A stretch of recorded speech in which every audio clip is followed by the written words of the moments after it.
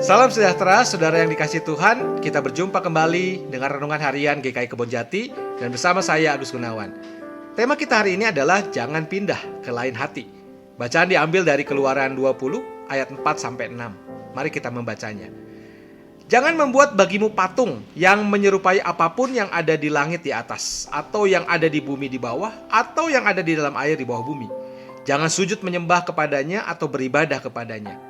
Sebab aku Tuhan Allahmu adalah Allah yang cemburu, yang membalaskan kesalahan bapa kepada anak-anaknya, kepada keturunan yang ketiga dan keempat dari orang-orang yang membenci aku. Tetapi aku menunjukkan kasih setia kepada beribu-ribu orang, yaitu mereka yang mengasihi aku dan yang berpegang pada perintah-perintahku. Nah, sudah bacaan kita hari ini adalah bagian kedua dari 10 perintah Allah sebagai ketetapan bagi umat Israel ketika mereka berada di Sinai. Dan bagian ini sering disebut dengan perjanjian Sinai. Bagian kedua yang menekankan jangan membuat bagimu patung yang menyerupai apapun, jangan sujud menyembah dan beribadah kepadanya adalah penekanan dari perintah pertama tentang jangan ada padamu Allah lain di hadapanku.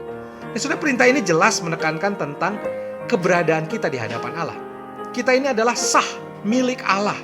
Dan hal ini dinyatakan di ayat 2, Akulah Tuhan Allahmu yang membawa engkau keluar dari tanah Mesir, dari tempat perbudakan.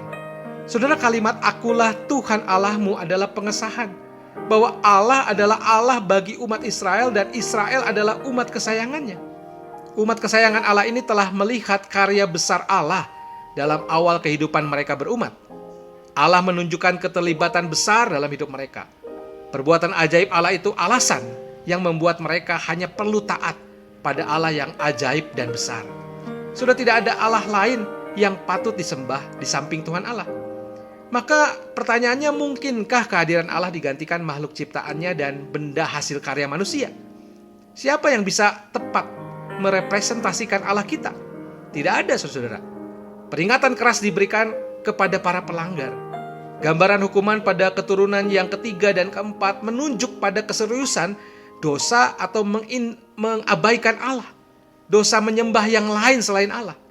Sebab akan ada dampak buruk dari orang tua yang tidak menjadikan Allah sebagai yang terutama bagi kehidupan generasi selanjutnya.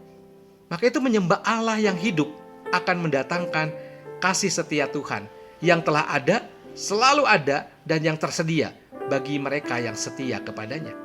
Saudara, ada satu penulis, Gerhard von Rad, mengatakan bahwa semua suka duka perjalanan hidup bagaimanapun dapat dilalui oleh Musa dan bangsa Israel itu karena nama Tuhan yang pernah didengar Musa dalam semak duri yang menyala.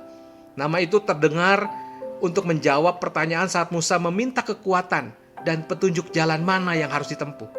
Nama itu adalah Ehye Asyir Ehye dalam Keluaran 3 ayat 7-14. Nah, saudara, dengan memberi nama demikian jelas bahwa hal pertama-tama adalah suatu cara Tuhan menarik diri sebagai yang berdaulat dari manusia. Aku ada yang aku ada, sebab tidak ada yang berhak atasku.